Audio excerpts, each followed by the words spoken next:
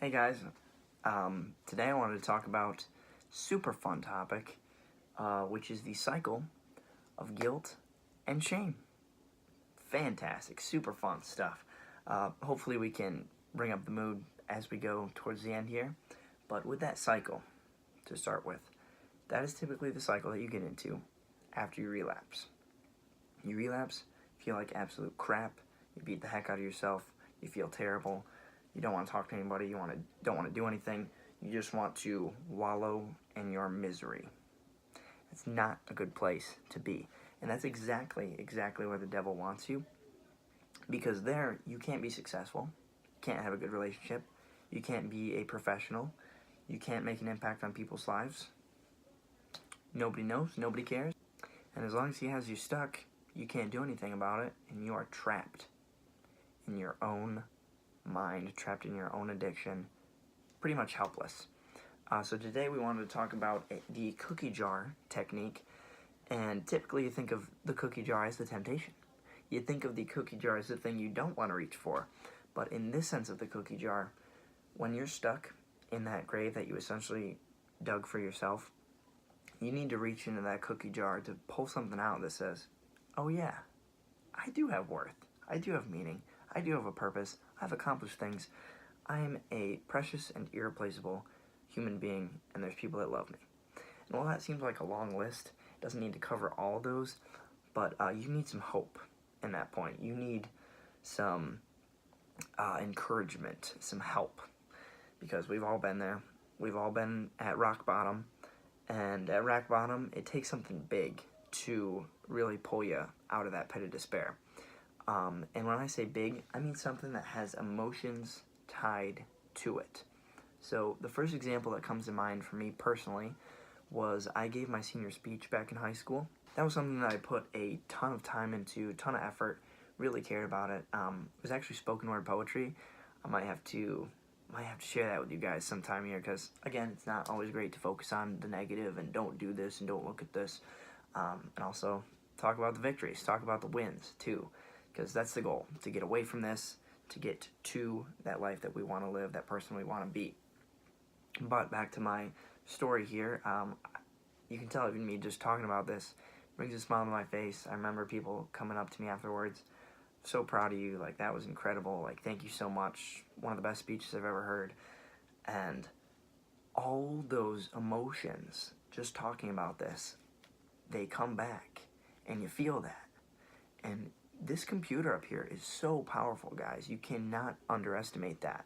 It is so incredibly powerful, and you pull back a memory into the present. Even if you're feeling down in the dumps, the lowest of the low, if that memory has strong enough emotions tied to it, you can lift yourself up. You can pull yourself out of that pit. And let me tell you guys, that's a good feeling, because on the other side of the scale is the negativity, is the depression, on the furthest end, suicidal thoughts, and that is just so sad that some people feel like that's their only option. And it's incredibly depressing, because each and every one of you is precious and irreplaceable, and you have a purpose, and you have meaning, and you have that special someone out there. But the fact of the matter is that as long as you're stuck in this cycle that the devil has you stuck in, with this temptation and addiction,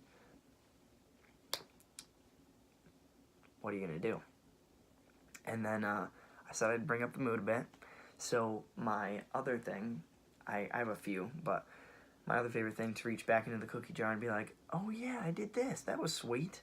And again, boost the mood and bring a smile to my face, is the world's first and only fully functional, playable and rideable electric guitar longboard. So, yeah, you guys might be like, what the heck? But yes, it exists. This is real. This is not a green screen. There's the jack right there. You can plug it in. It's electric. I actually did the paint job here. We got an ocean sunset. And on the flip side, we got a volcano. And this is a full-scale guitar. There's holes on the two sides here so you can actually play it.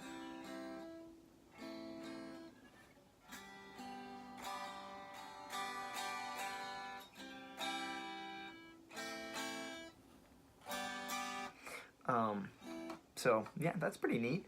And then yeah, trucks. You can totally stand on this bad boy. I cannot show you that, unfortunately, with this camera angle. But yeah, there's the grip tape there. And then you might be wondering, what the heck is this big thing? This, my friend, is the cover for the tuners. It's magnetic, so you don't step on those, but you can still get to those. So your guitar board can stay in tune. So this isn't a look at me thing, guys. I wanted to give you guys an extreme version of a passion. Because if you can't tell already, one of my passions outside of public speaking and athletics is music. We got the poster back there. We got this bad boy, a few other guitars here. But I put probably 120 hours into this thing. I had a class at my school where people would make standard longboards. It was really cool, obviously, if you're making longboards in high school. But everybody else, they designed their shapes, and not that theirs were terrible or bad or anything, but I was like, what if we could make this happen? Like, I don't think that's ever been done. Is that even possible? And I had maybe 2, maybe 3 tops people be like, that is incredible, I'm gonna help you with this, this is gonna be sweet. And then I had probably a few hundred people ask me every single day, is it playable yet? That's never gonna work. Well, they didn't ask me that, but they told that to me blatantly to my face. That's the dumbest thing I've ever heard. Never gonna work. It's so stupid. Like, why would anybody ever do that? And Einstein said, great thinkers will always encounter violent opposition from mediocre minds. And that was the fact of the matter. But outside of that, getting back to the passion year, I put so much time into this. I was so passionate about this. I was excited when I got home from school because I would start working on this thing. I'd start painting it. I would start carving it. I would start gluing the guitar fretboard pieces in there, stringing it, anything along those lines. And I'm smiling again, see? Proof.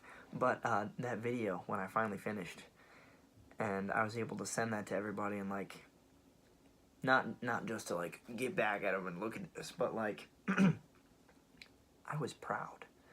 And this was an incredibly positive thing, very great thing in my life. And I can promise you guys, I did not relapse a single time during that 3-week, 1-month stretch of me working on this thing. Because I was so passionate, I was so excited about this thing, and that's the ultimate goal. To get away from this temptation, get away from this addiction, and get to the things that you really want to do with your life. So, if you have that dream, if you have that passion, that ambition, something that you want to do, something you want to make, sports team you want to make, the girl you want to get, girl of your dreams, whatever, you don't want to give up on that. Because maybe that's the only thing that you need that's going to kick your butt into gear, make you get off your butt, get out of bed, get off the couch, and go make something of yourself. Go make something of your life. And whether that's professional or personal, that is going to push you a lot more than telling yourself, don't do it. So, recap. When you are stuck, when you are down in the dumps, you reach into that cookie jar and you pull out a cookie and you say, holy smokes, that was a lot of fun. I wonder how those guys are doing. And you call them up. And it might be super uncomfortable. It might be the last thing you want to do, but I'm telling you, trust me, it is the right move. You pull another cookie out of the cookie jar.